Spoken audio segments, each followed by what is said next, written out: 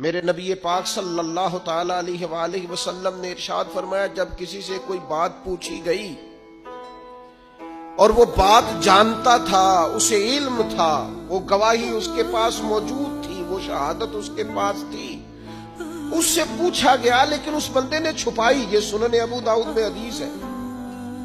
اللہ کے محبوب فرماتے ہیں قیامت کے دن اس بندے کے منہ میں اللہ آگ کی لگام ڈال دے گا۔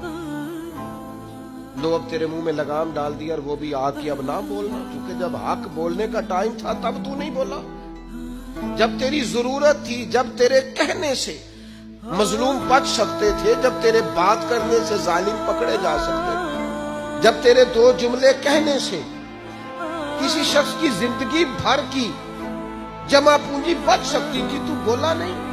وہ آج تو میدان محشر میں آیا ہے تو میرے محبوب کہتے ہیں، حضور فرماتے ہیں رب اس کے منہ میں آگ کی لگام ڈالے گا۔ اقبال کہنے لگے اپنے بھی خفا مجھ سے اور بیگانے بھی ناخوش، کیوں؟